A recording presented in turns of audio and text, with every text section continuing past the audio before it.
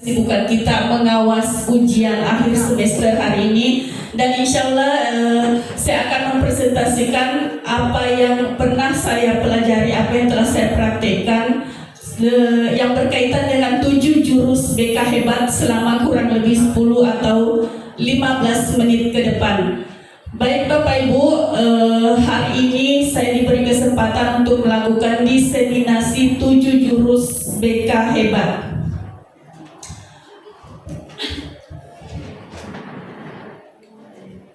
Izin berdiri Pak Daud. Saya awali dengan pernyataan yang Bapak kemarin ada di soal kita, di soal cerdas cermat Hari Guru Nasional, Bapak Ki Hajar Dewantara. Beliau menyatakan bahwa kalau ingin melihat seperti apa masa depan sebuah bangsa, maka lihatlah apa yang terjadi di ruang-ruang kelasnya saat ini. Jadi dari pernyataan ini saya merasa sangat relevan, bahwa kita memang bisa melihat bagaimana masa depan bangsa kita. Janganlah kita melihat terlalu jauh di seluruh Indonesia ataupun terlalu jauh di Provinsi Sulawesi Selatan. Mari kita melihat di ruang-ruang kelas kita di SMA Negeri 2 Endrekau. Dari ruang-ruang kelas kita ini saya rasa kita bisa melihat bagaimana dan apa yang akan terjadi dengan masa depan bangsa kita ke depannya.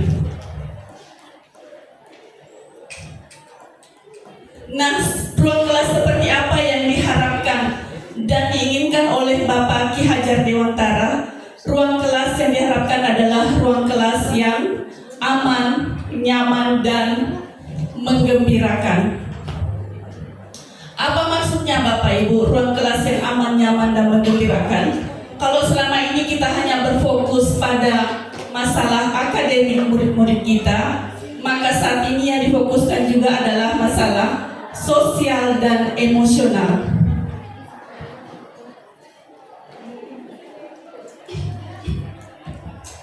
Dan ini sebenarnya adalah pertanyaan-pertanyaan yang sangat fundamental dan saat ini bisa selalu ada di antara kita. Apa yang sedang terjadi dengan mental remaja kita saat ini? Kemudian apa yang menjadi penyebabnya? Saya rasa kita semua tahu bagaimana kondisi mental, kondisi psikologis anak-anak kita sekarang. Dan yang paling banyak berpengaruh adalah teknologi. Salah satu teknologi yang kemudian paling berpengaruh di peserta didik kita sekarang adalah handphone. Di mana handphone sendiri itu memiliki banyak manfaat, tapi juga memiliki banyak efek negatif.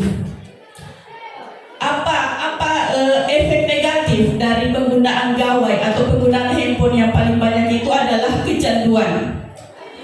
Anak-anak kita sekarang lebih banyak menghabiskan waktunya dengan handphone, sehingga untuk melakukan hal-hal lain itu tidak bisa dilakukan. Yang kedua, menurunnya kemampuan sosialisasi. Saya ambil contoh saja seperti ini. Ketika ada pertemuan atau anak-anak muda berkumpul, mereka tidak berdiskusi, tapi masing-masing dengan HP-nya, sibuk dengan HP masing-masing. Ini biasa terjadi kalau misalnya saya pernah ada pertemuan keluarga, anak-anak itu masing-masing sibuk dengan HP-nya, jadi mereka tidak terjadi proses interaksi secara langsung. Yang ketiga, ada paparan konten negatif, pornografi dan lain sebagainya yang muncul. Bahkan ketika tidak mencari itu kadang muncul dengan sendirinya konten-konten seperti itu.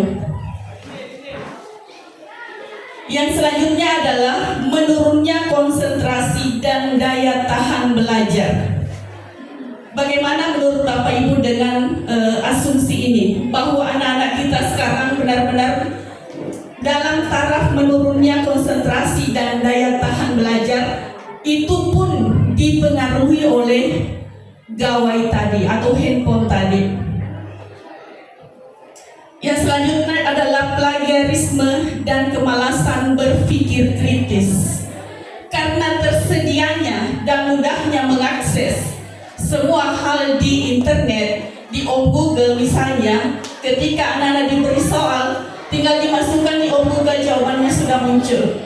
Nah, inilah yang membuat anak-anak kita juga tidak tahu pada akhirnya bagaimana cara berpikir dengan kritis, bagaimana memahami pelajaran dan mendalami pelajaran. Yang selanjutnya adalah masalah kesehatan fisik. Dan ternyata penggunaan gawai atau handphone ini juga sangat berpengaruh pada kesehatan fisik.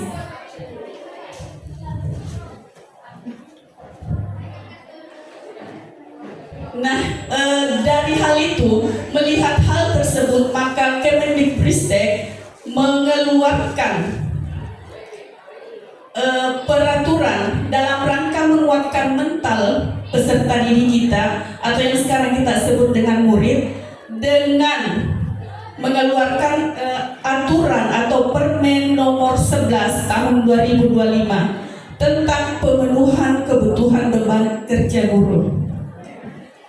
Pada pasal 9 ayat 2, di situ ditegaskan bahwa tugas guru wali sebagai dimaksud pada ayat 1 paling sedikit melaksanakan pendampingan akademik, pengembangan kompetensi, keterampilan dan karakter murid yang didampinginya.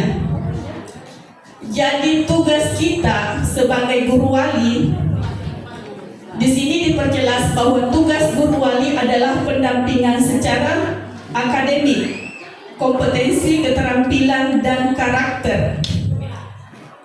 Nah, pelaksanaan pendampingan sebagaimana dimaksud pada pasal 9 ayat 2 diekuivalensikan dengan 2 jam tatap muka per pekan. Jadi tugas kita sebagai guru wali diekuivalensikan dengan 2 jam per pekan. Nah, untuk mendukung kegiatan atau untuk mendukung kegiatan atau tugas kita sebagai guru wali, maka telah hadir 7 jurus BK hebat. Saya ingin memperjelas di sini, barangkali Bapak Ibu berpikir, oh ternyata ini sasarannya untuk guru BK. 7 jurus BK hebat ini sasarannya adalah semua guru dan semua guru wali. Kenapa tidak dikatakan 7 jurus guru BK hebat? Karena sasarannya adalah semua guru. Sekiranya di tengahnya ada kata guru, maka itu sasarannya adalah terkhusus ke guru bimbingan dan konseling. Tapi karena ini hanya 7 jurus BK hebat, maka dulu pernah kita mendengar atau ramai kita bicarakan di mana semua guru akan diajarkan tentang bimbingan dan konseling. Maka inilah yang pernah kita dengar desas itu bahwa guru mata pelajaran akan belajar bimbingan dan konseling. 7 jurus BK hebat ini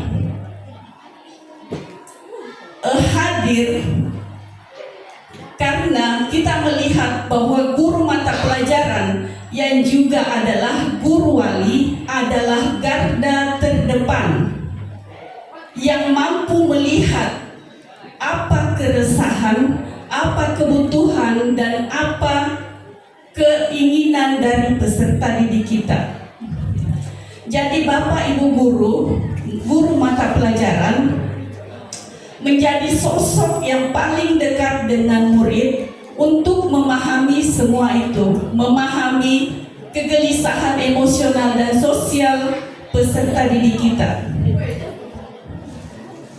Nah, apa 7 jurus BK hebat itu?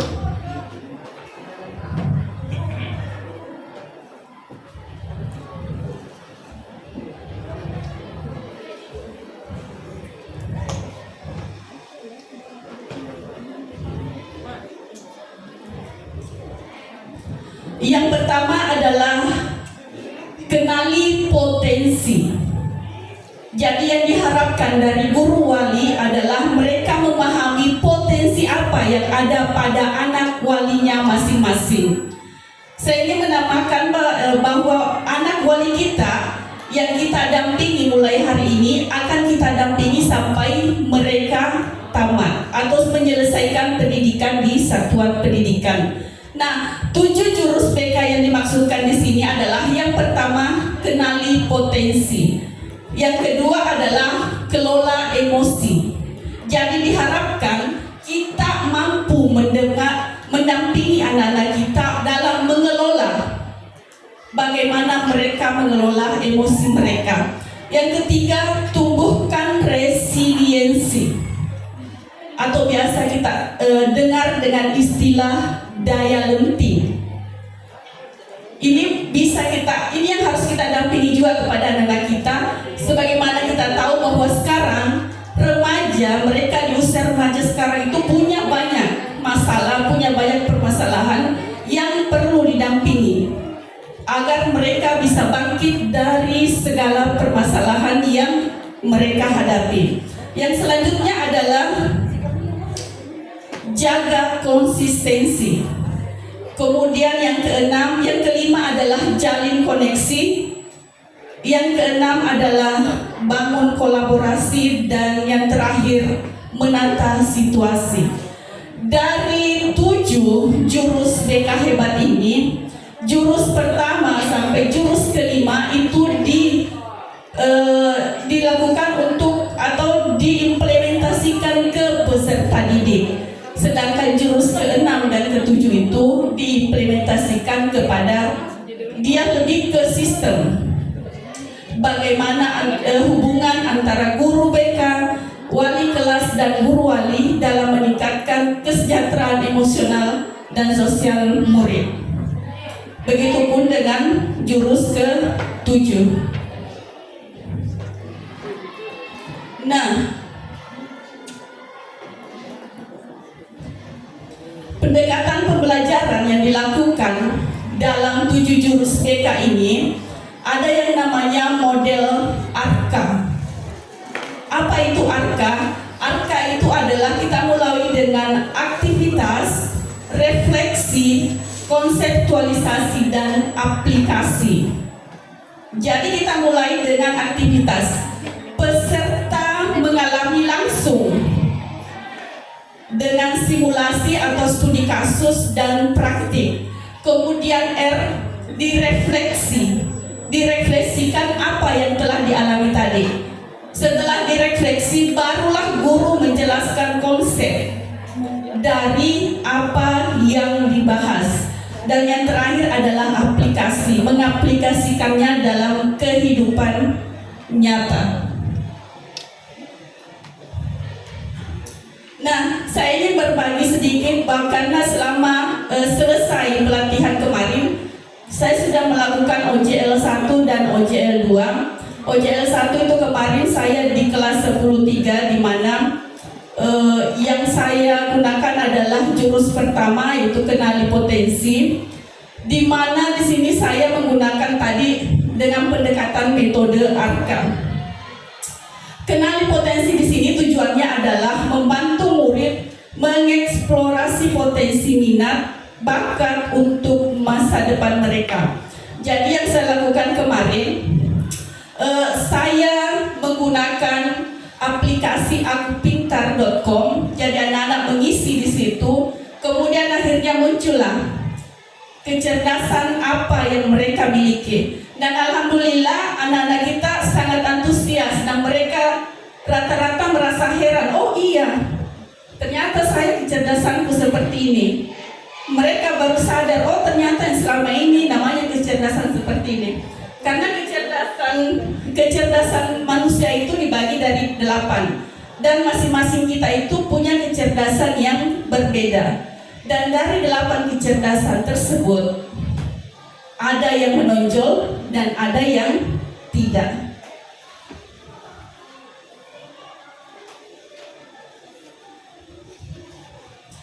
Kemudian dari kenali potensi ini, kita juga bisa melihat gaya belajar peserta didik. Apakah dia gaya belajarnya visual, auditori, atau kinestetik. Dan kita pun bisa mengukur pemetaan kecocokan antara kepribadian dan karir di masa depannya.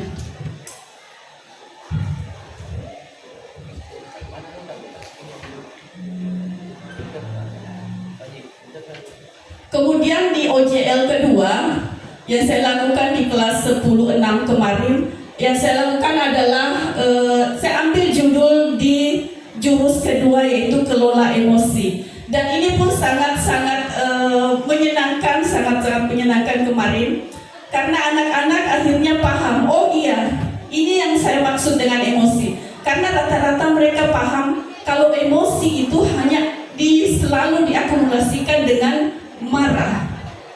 Jadi emosi itu tidak melulu tentang marah, tapi emosi bahagia, jijik, senang, dan lain-lain sebagainya itu adalah emosi. Tapi pemahaman mereka bahwa emosi selama ini, kalau saya bilang emosi berarti itu adalah marah, padahal emosi tidak melulu dengan marah. Nah, apa tujuannya? Agar emosi tidak mengendalikan perilaku kita, kemudian membantu murid mengelola stres akademik maupun personal. Kenapa dikatakan stres akademik maupun personal? Barangkali di ruang kelas mereka merasa stres karena tidak mampu menyelesaikan tugas-tugasnya, ataukah mereka merasa stres karena tidak mampu bersaing dengan teman-teman di kelas.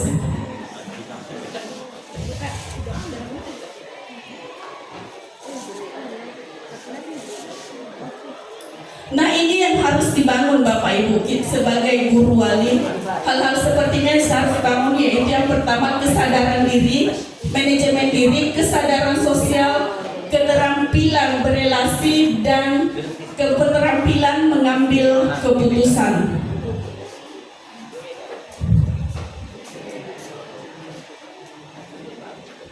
Saya ingin membagikan sedikit tips tentang cara mengelola emosi, di mana di sini ada teknik stop namanya. Dan misalnya ketika kita dalam kondisi marah, kita bisa menggunakan teknik ini, teknik stop. Apa itu teknik stop? Berhenti sejenak, ambil nafas, amati, kemudian kita lanjutkan dengan mengambil keputusan.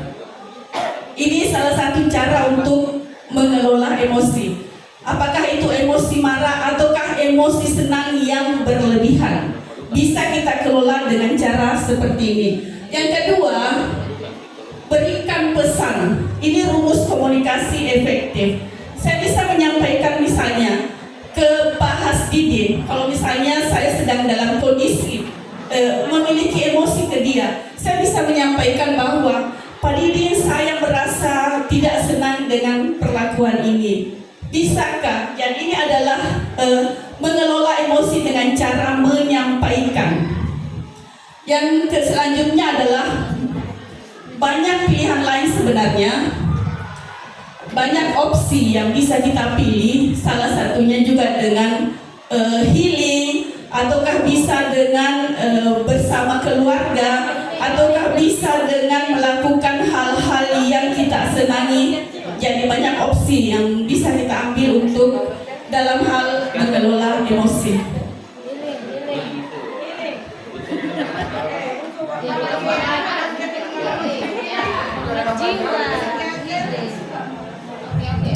Baik Bapak Ibu, jadi itulah dua dari 7 jurus BK yang kemarin kami pelajari. Kami diberi kesempatan untuk mengimplementasikan 2 jurus di ruang kelas. Dan yang saya ambil tadi adalah jurus pertama dan jurus kedua, yaitu kenali potensi dan kelola emosi. Saya kira itu beberapa penjelasan dari saya.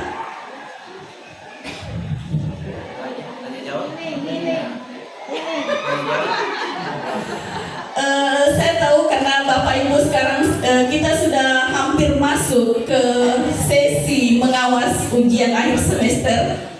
Apakah ada yang ingin bertanya? Saya ingin memberikan kesempatan satu orang bertanya. Oh iya, silakan Pak.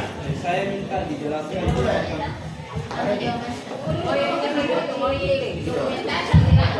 Dokumentasi.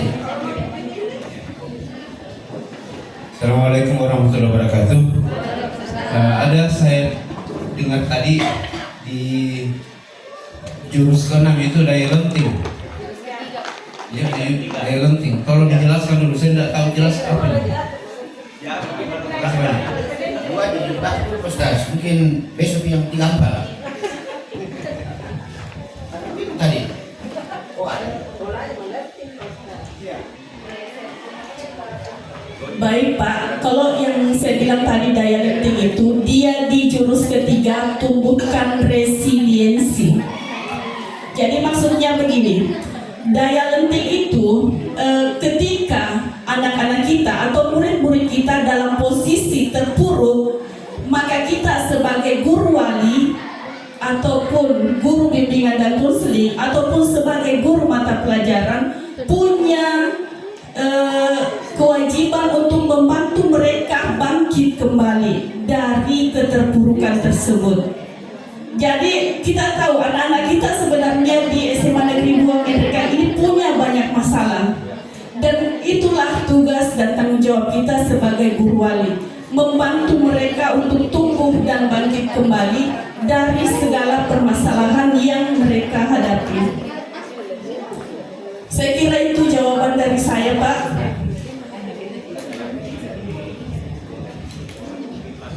Ya, saya kira cukup jelas penjelasan dari Ibu Harsa.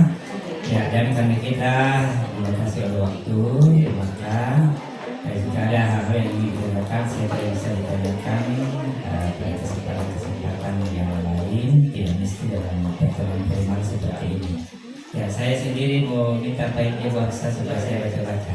Ya, jadi saya barangkali ya, Harsa. Sangat menarik ya. Untuk itu Bapak Ibu terima kasih untuk kehadiran kita semua. Ya, pasti banyak manfaat ilmu yang telah dibagi oleh Ibu Harsa, dan kita berikan aplaus untuk Ibu Harsa. Ya, luar biasa. Ya, penutup dari Ibu Harsa, saya silakan. Terima kasih Pak Daud. Yang terakhir yang ingin saya sampaikan, tentunya terima kasih banyak kepada Bapak Ibu atas segala perhatiannya. Yang kedua, saya ingin menyampaikan bahwa sekolah bukan hanya tempat untuk mengisi otak, tapi juga dalam hal membentuk karakter dan kematangan emosional murid. Jadilah paparasi kebaikan, tangkap basah murid saat berbuat baik, dan beri apresiasi. Sekian dari saya. Assalamualaikum warahmatullahi wabarakatuh. Sekian, terima kasih. Assalamualaikum warahmatullahi wabarakatuh.